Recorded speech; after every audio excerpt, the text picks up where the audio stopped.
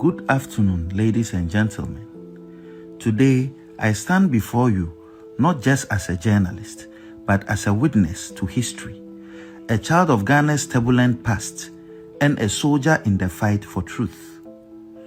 Yesterday, in the Essex County Superior Court of New Jersey, an 8-member jury delivered a unanimous verdict holding Kennedy Agyapong, former Ghanaian MP, liable for defamation and awarding damages of $18 million. The ruling is more than a legal victory.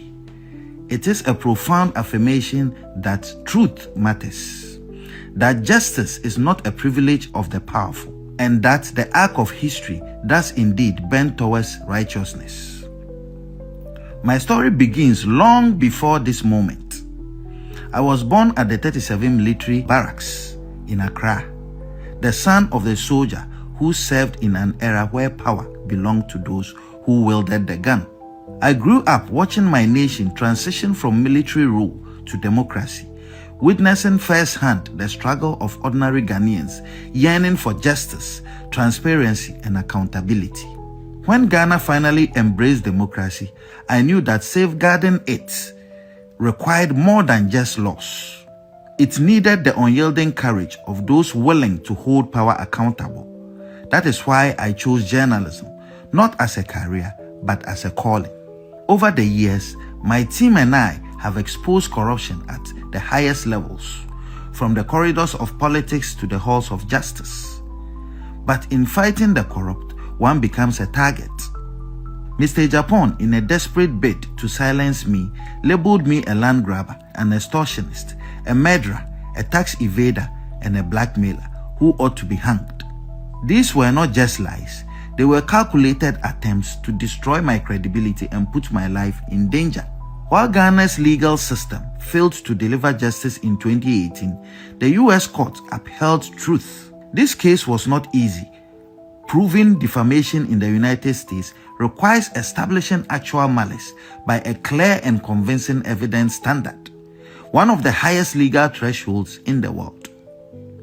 That the jury ruled 8-0 in my favor on every count is a testament to the fact that Mr. Agyapong acted with reckless disregard. Regrettably, Ghana's justice system has not always lived up to the principles of fairness and impartiality.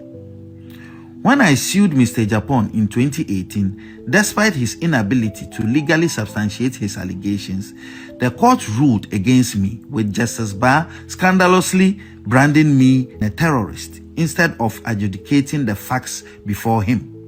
This miscarriage of justice was later condemned by Supreme Court Justice Kolende, who rightly described it as a violent abuse of judicial authority. My fight has never been for personal gain, but for the soul of Ghana's democracy. This victory in the US sends a powerful message. The media cannot be silenced, truth cannot be buried, and those who wield power must be held accountable. Let this moment be a wake-up call to all who seek to erode the foundations of justice in Ghana. Let it remind us that democracy is not just about elections, but institutions that uphold the truth, courts that deliver justice without fear or favor, and citizens who refuse to accept corruption as the norm.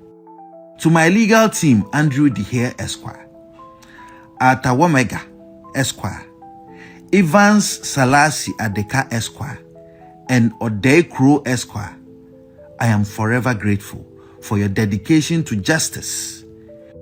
And to my supporters in Ghana and around the world, your unwavering belief in the fight strengthens my resolve. The battle against corruption continues. We will name shame and jail. Ghana deserves better, and I will never stop fighting for a future where justice is not a privilege of the powerful, but the right of every citizen. Thank you.